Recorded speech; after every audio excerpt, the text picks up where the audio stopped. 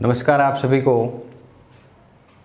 आज हम अनुपात के अंदर रेशियो का पार्ट थर्ड स्टार्ट करने जा रहे हैं। आज जो रेशियो का जो पार्ट थर्ड है वो अपना लास्ट पार्ट रहेगा, जिसके अंदर मैं आपको रेशियो के अनुपात के कुछ इम्पोर्टेंट फैक्ट बताऊंगा कि किस तरीके से रेशियो के जो फैक्ट होते हैं और किस तरीके से हम अनुपात के क्वेश्चन को सॉल्व करते हैं। ठीक है, तो देखिए सबसे पहला फर्स्ट आपके जो फैक्ट है, तो ध्यान देना कि अगर हम क्या करते हैं किसी को भी अनुपात में बांटते हैं, फर्स्ट कंडीशन क्या है, अगर आपको दिया गया है कहीं पर भी कोई भी अनुपात दिया गया है, रेशियो दिया गया है, मान लो जैसे आपको दिया गया है A ratio B ratio C, ठीक है ना।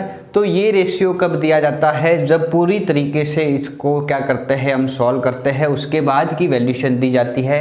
तो इसका मतलब क्या होता है, ठीक है, मान लो एक का है, ठीक है, एक का मतलब स्मॉल a रेशियो है, B है और C है, तीन हमारे पास में कोई डिजिट है। यहाँ पर ध्यान देना कि जो हमारे पास में नंबर है A B एंड C, इन तीनों का ही रेशियो आपको कितना दिया गया है, A ratio B ratio C दिया गया है। तो इसका मतलब A की वैल्यूशन कितनी होगी, तो A की वैल्यूशन होगी स्मॉल a इंटू के, जहाँ पर K हमारे पास में क्या है, एक कांस्टेंट टर्म है, एक अचर राशि है। क्या है, कांस्टेंट टर्म है, एक अचर राशि है, जो सबके अंदर क्या होती है, कॉमन होती है। आगे बात समझ में। B की जब वैल्यूशन फाइंड करेंगे, यानी B का मान कितना है, तो क्या जाएगा स्मॉल b इंटू के, इस K का सभी के साथ में क्या होगा, गुणा होगा। C की जब वैल्यूशन फाइंड करेंगे तो C का क्या हो जाएगा, C इंटू के हो जाएगा। आगे बात समझ में क्लियर है ना। अब अगर हम इसके ऊपर एक आपके क्या करते हैं, अगर ठीक है ना, कि एक उदाहरण लेते हैं कि अगर आपके कोई तीन नंबर दी गई है, ठीक है ना, कोई तीन संख्याएं दी गई है 8, 12 एंड 16, कितनी दी गई है, 8, 12 एंड 16 दी गई है, और इनका जो अनुपात है, रेशियो है, वो कितना दिया गया है, इनका जो अनुपात है, रेशियो कितना दिया गया है हमारे पास में 2 रेशियो 3 रेशियो 4, ये इनका अनुपात दिया गया है। तो देखो पहली की जो हमारे, अब K की वैल्यूशन कैसे निकालेंगे कि 2 दिया गया है, ठीक है। तो अब हमें यहाँ पर ध्यान देना है कि 8 फर्स्ट वैल्यूशन क्या होती है कि A इंटू के। आगे बात समझ में। तो K की वैल्यूशन क्या होगी, तो यहाँ पर ध्यान देना कि K की वैल्यूशन क्या होगी कि इन सभी को हम क्या करेंगे, इनसे क्या करते हैं, डिवाइड करवाते हैं। देखो K की वैल्यूशन कांस्टेंट टर्म निकालना है, तो सबसे पहले क्या हो जाएगा, 8 हमारे पास में डिजिट है, 8 हमारे पास में डिजिट है, उसको डिवाइड किससे करेंगे, उस रेशियो से डिवाइड करेंगे, तो हमारे पास में क्या आ जाएगी, कांस्टेंट टर्म आ जाएगी। ठीक है ना। K देखो सभी जगह K की वैल्यूशन है जो इक्वल आएगी, ठीक है। अब 12 है, 12 को डिवाइड करेंगे उसका, ठीक है ना, रेशियो 3 से, तो कितना आ जाएगा 4, और फिर उसके बाद में हमारे पास में कितना है, 16 है, तो 16 को भी डिवाइड किससे करेंगे, 4 से, तो अपना आंसर कितना आ जाएगा 4। यानी जो कांस्टेंट टर्म के साथ में हमेशा रेशियो अगर दिया जाता है तो संख्या को ज्ञात करना हो तो हमेशा किसके साथ में आता है, कांस्टेंट टर्म के साथ में आता है। ठीक है, ये तो थी इसकी इंपॉर्टेंट फैक्ट्स के अंदर फर्स्ट। अब हम सेकंड बात करते हैं कि कोई भी अगर एक नंबर दी गई है, ध्यान देना, कोई भी या फिर एक डिजिट दी गई है, संख्या दी गई है, उस संख्या को हमें अगर अलग अलग भागों के अंदर बांटना है, अगर अलग अलग रेशियो के अंदर क्या करना है, हमें बांटना है, तो किस तरीके से हम क्या करेंगे, उनको बांटेंगे। ठीक है, ध्यान देना कि अगर हमारे पास में कोई, ठीक है ना, नंबर हमारे पास में कितना है, या कोई भी वैल्यूशन जो हमारे पास में दी गई है, मान लो क्या है, m है, क्या है, स्मॉल m है, अगर इसको हमें किस पार्टीशन के अंदर बांटना है, A ratio B ratio C के अंदर बांटना है। किसके अंदर बांटना है, चाहे 2 हो, 3 हो, 4 हो, कितने भी हो, ठीक है ना, मेथड ये का यही रहेगा।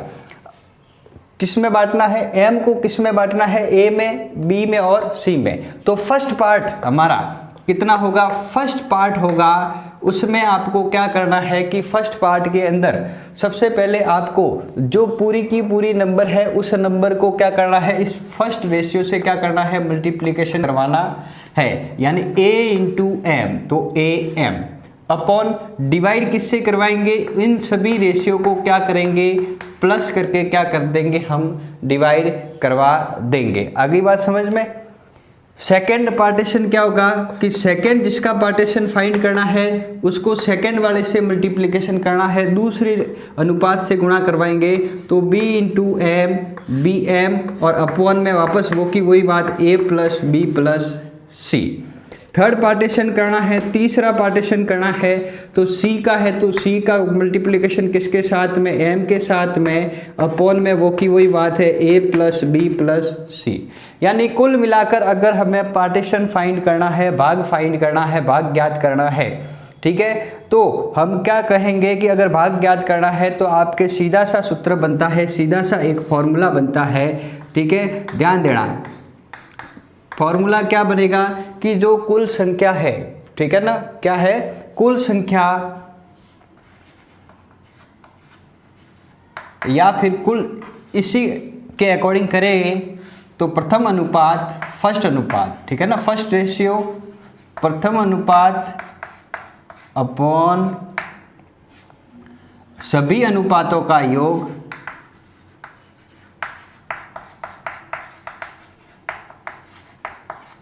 ठीक है, जो अनुपात है प्रथम है तो फर्स्ट है तो फर्स्ट की जगह फर्स्ट, ठीक है, अपॉन में तो ये की यही बात आएगी, इनटू कुल जिसका पार्टीशन करना है उस पार्टीशन को लिखना है, ठीक है ना, टोटल जो संख्या है जिस संख्या का पार्टीशन करना है उसको क्या करना है, लिखना है, ठीक है ना। इसी तरीके से हम क्या करेंगे कि ratio upon sum of ratio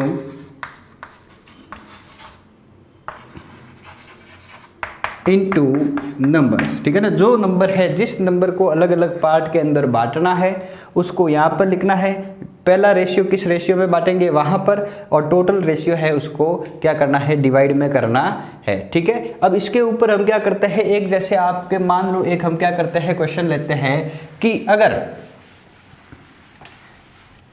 देखिए एक सिंपल सा क्वेश्चन करके देखते हैं तो आपको समझ में आ जाएगा कि इफ अगर आपको ₹900, ठीक है ना, अगर आपके जो रुपए है कितने हैं 900 है, उसको आपको क्या करना है, डिवाइड इनटू, अगर आपको बांटना है किसके अंदर, 1:2 के अंदर क्या करना है, बांटना है, क्या करना है कि ₹900 को किस में बांटना है, 1:2 के अंदर क्या करना है, बांटना है। तो सबसे पहले देखो फर्स्ट पार्ट, ठीक है ना, प्रथम भाग, ये फर्स्ट पार्ट, ठीक है, तो फर्स्ट पार्ट के अंदर क्या है, पहला रेशियो कितना है हमारे पास में 1 है, इनटू टोटल कितनी है 900 है, तो टोटल हमारे पास में कितना हो गया 900, divide by sum of ratio, यानी टोटल जितना भी जो रेशियो है अनुपात है उनको हम क्या करेंगे, प्लस करेंगे, तो 1 + 2, तो 1 × 900 कितना हो गया 900/3, ठीक है ना, तो कट गया, कितना रह गया हमारे पास में 300 रुपये। आ गई बात समझ में, तो कितने आ गए, पहला भाग कितना हो गया 300 रुपये का, ठीक है।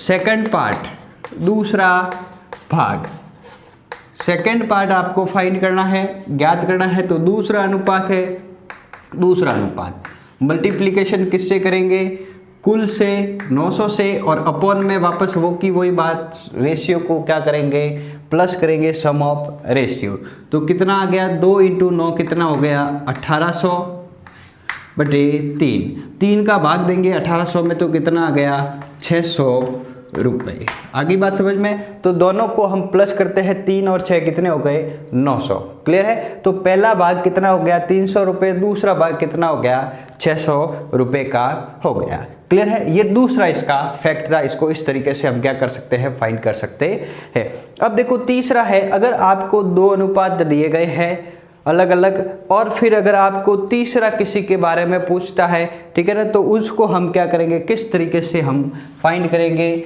देखिएगा तीसरा हमारे पास में क्या है,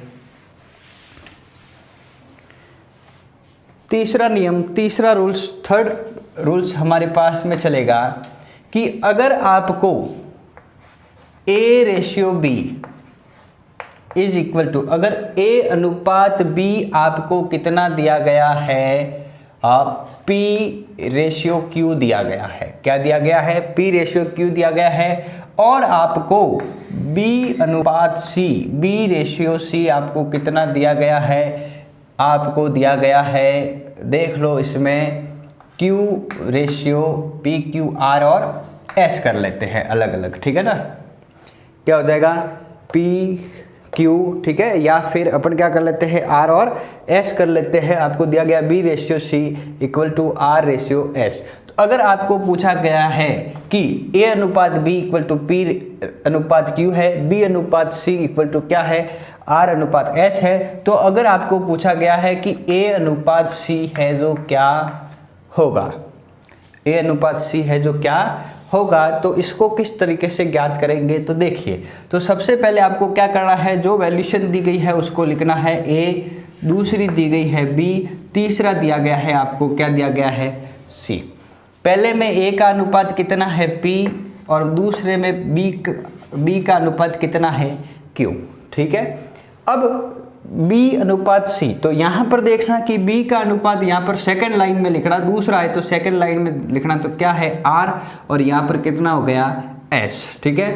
अब देखिए कि यहाँ पर फर्स्ट लाइन के अंदर C की वैल्यूशन है जो खाली है, तो आपको क्या करना है, इसी Q को आगे की तरफ ट्रांसफ़र करना है और यहाँ पर क्या लिखना है, Q लिखना है।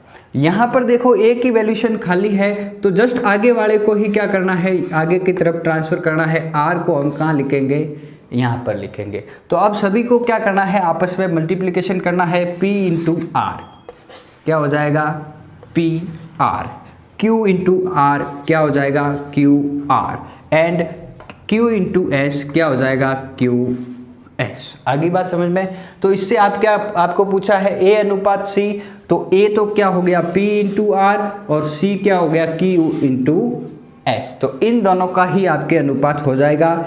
A अनुपात C अगर पूछा गया है तो आप क्या लिखेंगे, PR अनुपात QS। क्लियर है। इसके ऊपर हम क्वेश्चन भी करेंगे, तब आपको अच्छे से सारा का सारा है जो क्या है समझ में आ जाएगा, ठीक है। इसको आप अगर तीनों का पूछा है कि A अनुपात B अनुपात C, तो सीधा ही लिखना है PR अनुपात QR अनुपात QS। आगे बात समझ में। अब देखो इसके ऊपर प्रश्न, क्वेश्चन कैसे करना है, ध्यान देना कि क्वेश्चन को जब हम करते हैं, ठीक है ना, क्वेश्चन करेंगे तब आपको अच्छे से समझ में आ जाएगा कि किस तरीके से आपको इसको हल करना है, ठीक है। ध्यान देना क्वेश्चन क्या है हमारे पास में कि if x/y equal to 5/7 and y/z equal to 2/9 then find x/z, ठीक है ना। अगर आपको दिया गया है, क्या दिया गया है, देखो क्वेश्चन आपको दिख ही रहा होगा कि x/y, पहले तो आपको क्या दिया गया है, x/y कितना दिया गया है, 5:7। दूसरा आपको क्या दिया गया है, y अनुपात z कितना दिया गया है, 2:9। तब आपको क्या ज्ञात करना है, आपको ज्ञात करना है x अनुपात z ज्ञात करना है। तो वही तरीका देखो, पहला तो तरीका वही देख लो, ये क्वेश्चन था आपको मैंने लिख दिया है, इसका आंसर लिख रहे हैं फर्स्ट मेथड नंबर फर्स्ट। मैं एक दूसरा मेथड भी बताऊंगा कि इसको कैसे करेंगे। तो पहला मेथड क्या है, देखो x है तो पहले x लिख दो, y भी है हमारे पास में y लिख दो, और z भी है हमारे पास में z लिख दो, ठीक है ना। पहला तो वो का वही है। x की वैल्यूशन कितनी है, 5 है यहाँ पर, तो 5, या y की वैल्यूशन कितनी है, 7। अब आगे z नहीं है तो इसी 7 को आगे की तरफ लिखो 7।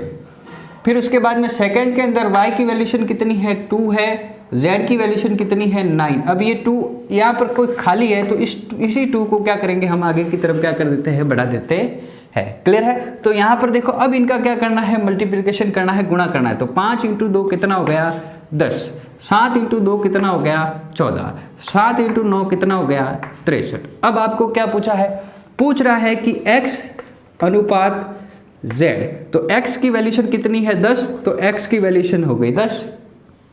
z की वैल्यूशन कितनी है 63, तो z की वैल्यूशन कितनी हो गई 63। तो कितना आ जाएगा x अनुपात z बराबर कितना आ जाएगा 10 अनुपात 63। अगर कटता है तो आपको काटना है, नहीं कट रहा है तो लास्ट यही रहेगा। ठीक है, अब सेकंड मेथड देखो कि दूसरा एक तरीका ये भी है कि आप दूसरे तरीके से किस तरीके से कर सकते हो कि अगर आपको x अनुपात y दिया गया है, यानी आप इसको किस तरीके से लिख सकते हो, x अनुपात y को x अपॉन y के रूप में लिख सकते हो। ठीक है, x अपॉन वाई कितना हो गया 5/7। दूसरी चीज़ आपको क्या दी गई है y रेशियो z, तो क्या इसको क्या किस तरीके से लिख सकते हो, y upon z equal to क्या हो गया 2/9। ठीक है, तीसरा आपको फाइंड क्या करना है, x अपॉन z आपको क्या करना है फाइंड आउट करना है। तो सीधी सी बात है, देखो y से y कटेगा, ठीक है, तो x और z अब यहाँ पर नीचे बच जाएगा। आपको फाइंड क्या करना है, ज्ञात क्या करना है, देखो x अपॉन z। तो x अपॉन z को ज्ञात करने के लिए हम क्या करेंगे, x अपॉन y का गुणा किससे करवाएंगे, y अपॉन z से करवाएंगे। तो देखो y से y कट गया, x अपॉन z आ गया कि नहीं आ गया। तो अब इनकी जो वैल्यूशन है उनको रखते हैं, x अपॉन y की वैल्यूशन कितनी है 5/7, तो 5/7 गुणा करेंगे, y अपॉन z की वैल्यूशन कितनी है, तो y अपॉन z की वैल्यूशन है 2/9, तो 2/9। ठीक है ना, अंश का अंश के साथ में गुणा, हर का हर के साथ में गुणा, न्यूमरेटर से न्यूमरेटर, डेनोमिनेटर से डेनोमिनेटर। 5 × 2 कितना हो गया 10, और 7 × 9 कितना हो गया 63। यानी आपके वापस होगा वही आंसर, x अनुपात z, x ratio z equal to कितना हो गया 10/63। इस तरीके से आपको क्या करना है, रेशियो अनुपात है जो क्या करना है ज्ञात करना है। अगर आपको दो अनुपात दिए गए हैं और उन दोनों में से अलग अलग में से अगर किसी तीसरे का अनुपात अगर आपको ज्ञात करना है, फाइंड करना है, तो आप इस तरीके से क्या कर सकते हो, इन दोनों ही मेथड से अनुपात ज्ञात कर सकते हो। ठीक है ना, अब एक और मैं आपको बताता हूँ जिसके अंदर देखो, इसके अंदर तो सिर्फ 2 अनुपात दिए गए हैं और तीसरा हमें क्या करना है ज्ञात करना है। अब हम बात करते हैं कि 3 अलग अलग अनुपात दिए गए हैं और चौथा हमें क्या करता है, पूछता है कि किस तरीके से हमें क्या करना है, अनुपात ज्ञात करना है। ठीक है ना, तो अब देखो ध्यान देना कि सबसे पहले मैं आपको बता देता हूँ, उसी तरीके से है जो अभी तक हम करते आए हैं, उसी तरीके से आपको क्या करना है, इसको भी करना है। ठीक है, अगर आपको दिया गया है, देखो क्वेश्चन आपको मैं यहाँ पर देख लेता हूँ कि a अनुपात b कितना दिया गया है, p अनुपात q दिया गया है। ठीक है, थोड़ा सा नीचे लिख लेते हैं इसको। अगर आपको दिया गया है a अनुपात b इक्वल टू दिया गया है p अनुपात q, फिर उसके बाद में अगर आपको दिया गया है b अनुपात c इक्वल टू r अनुपात s, फिर आपको दिया गया है c अनुपात d equal to p q r s, हो गया ना। फिर उसके बाद में t अनुपात u। ठीक है, अगर आपको ये दिया गया है और फिर आपको फाइंड करना है, क्या फाइंड करना है, अब इनमें के बाद में आप कोई भी फाइंड कर सकते हो, इस a का किसी के भी साथ में या b का किसी के भी साथ में या c का किसी के भी साथ में आप क्या कर सकते हो, फाइंड कर सकते हो। मैं यहाँ पर लिख लेता हूँ, सीधा क्या लूँगा, a अनुपात b अनुपात c अनुपात d, इस तरीके से इसको क्या कर देता हूँ, लिख देता हूँ। ठीक है ना, अब इसमें से जो जो आपको फाइंड करना होगा वो तुरंत हम उसमें से बाहर निकाल देंगे। क्लियर है, अब आपको क्या करना है, ध्यान देना कि सबसे पहले उसी तरीके से टेबल बनानी है। पहले a लिख दो, फिर b लिख दो, फिर c लिख दो और फिर क्या लिख दो, d लिख दो। अब यहाँ पर देखो a अनुपात b, a की वैल्यूशन p और b की वैल्यूशन q, तो यहाँ पर लिख दो p और यहाँ पर लिख दो q। आगे दोनों ही खाली है तो q को ही आगे बढ़ाते जाओ, q और q। आगे बात समझ में। फिर सेकेंड के अंदर b अनुपात c, ठीक है, b की वैल्यूशन कितनी है r और इसकी वैल्यू c की वैल्यूशन कितनी है s। इसके आगे खाली है तो s को तो इस तरफ बढ़ाना है और इसके इधर खाली है तो इस वाले को इधर बढ़ाना है। ठीक है, वो की वही बात है। c अनुपात d, c की वैल्यूशन कितनी है t और इसकी वैल्यूशन कितनी है u। तो आपको क्या करना है, इस t को वापस इस तरफ बढ़ाना है आगे, आगे बात समझ में, टोटल कंप्लीट हो गया। अब टोटल कंप्लीट होने के बाद में उसी तरीके से मैंने आपको वापस बताया था कि किस तरीके से करना है, सभी को आपस में क्या करना, मल्टीप्लिकेशन करना है। तो P R T, P into R into T, तो क्या हो गया पी आर टी, और Q into R into T क्या हो गया Q R T, Q into S into T क्या हो गया क्यू एस टी, और Q into S into U क्या हो गया आपके पास में क्यू एस यू। आगे बात समझ में, ये ए की पूरी वैल्यूशन हो जाएगी, ये बी की पूरी वैल्यूशन हो जाएगी, ये सी की पूरी वैल्यूशन हो जाएगी, और ये डी की पूरी क्या हो जाएगी, वैल्यूशन हो जाएगी। अब इसमें से आप किसी को भी फाइंड कर सकते हो, ये ए का पूरा वैल्यूशन, बी का, सी का और डी का, किसी को भी लेना है। ए का अगर बी के साथ में लेना है, ए का बी के साथ में हो जाएगा, ठीक है ना। देखो आर टी कट जाएगा, पी अनुपात क्यू आ जाएगा। अगर ए का सी के साथ में लेना है तो ए का हम क्या कर सकते हैं, सी के साथ में भी ले सकते हैं, ठीक है ना। तो चलिए इसके बेस पर एक क्वेश्चन देखते हैं, ठीक है। फिर हमारे अनुपात का टॉपिक क्या हो जाएगा, एकदम पूरा हो जाएगा। और दूसरे जितने भी जो अनुपात के रिलेटेड जितने भी जो क्वेश्चन होंगे वो आपको जब आपकी, ठीक है ना, सभी क्लासों की अलग अलग जब क्लास लगाएंगे हम, उसके अंदर जो आपके एक्सरसाइज के अंदर, जो आपके लेसन के अंदर क्वेश्चन दिए गए हैं उन सभी को हम करवाएंगे, ठीक है ना। उससे आपको पता चलेगा। तो देखिए सेकंड क्वेश्चन आप ध्यान से देखना, ठीक है ना। लिखा हुआ है आपके कि इफ़ पी रेशियो क्यू, अगर पी अनुपात क्यू बराबर कितना है 1:2 है, क्यू अनुपात आर इक्वल टू कितना है 2:3 है, और आर अनुपात एस कितना है आपके 1:3 है, तब आपको देन फाइंड क्या करना है, पी अनुपात एस को क्या करना है, फाइंड करना है, ठीक है ना, ज्ञात करना है। पहले आपको क्या दिया गया है, पी अनुपात क्यू, ध्यान दो क्या दे, पी अनुपात क्यू आपको कितना दिया गया है 1:2। दूसरा आपको दिया गया है क्यू अनुपात आर, वो आपको कितना दिया गया है 2:3। फिर तीसरा आपको दिया गया है आर अनुपात एस, वो कितना दिया गया है आपको 1:3। तब आपको ज्ञात क्या करना है, पी अनुपात एस को क्या करना है, आपको ज्ञात करना है, ठीक है ना। देखो पहला तरीका तो वही फर्स्ट मेथड वो का वही हम क्या करते हैं, यूज करते हैं। देखो पी है, क्यू है, आर है और एस है। तो पहले पी को ले लेते हैं, फिर क्यू को ले लेते हैं, फिर आर को ले लेते हैं, फिर किसको ले लेते हैं, एस को ले लेते हैं। ध्यान देना। अब P की वैल्यूशन, सबसे पहले P अनुपात Q, P की वैल्यूशन में कितना है 1, यहाँ पर कितना है 2, आगे खाली है तो 2 को ही आगे बढ़ाएंगे, ठीक है। फिर दूसरे सेकंड के अंदर कितना है 2:3, Q की जगह पर है तो Q कितना है 2, ये कितना है 3, तो इस 3 को इस तरफ आगे, इस 2 को इस तरफ आगे। फिर यहाँ पर आर अनुपात एस, आर की जगह पर कितना है 1, एस की जगह पर कितना है 3, ठीक है। उधर तो पूरा भर गया, इस तरफ खाली है तो इस 1 को इस तरफ बढ़ाना है। अब सभी को आपस में क्या करना है, मल्टीप्लिकेशन करना है। क्या होगा 1 × 2 × 1, फिर 2 × 2 × 1, फिर 2 × 3 × 1, फिर 2 × 3 × 3। आगे बात समझ में, तो यहाँ पर क्या हो जाएगा 1 × 2 2, 2 × 1 कितना हो जाएगा 2, यहाँ पर कितना हो जाएगा 2 × 2 4, 4 × 1 कितना हो गया 4, यहाँ पर कितना हो जाएगा 2 × 3 कितना हो गया 6, 6 × 1 कितना हो गया 6, यहाँ पर कितना हो जाएगा 2 × 3 कितना हो गया 6, 6 × 3 कितना हो गया 18, ठीक है ना 18। अब आपको ज्ञात क्या करना है, P और Q का अनुपात। तो ध्यान दीजिए कि P अनुपात S का अनुपात ज्ञात करना है, P अनुपात S।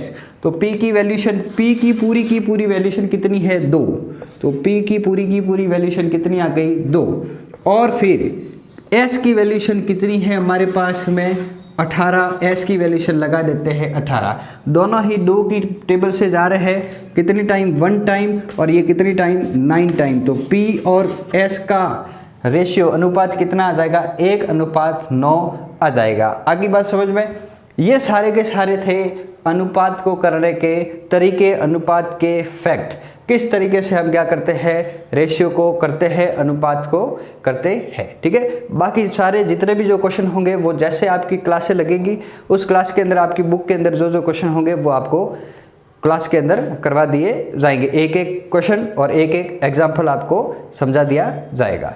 Thank you.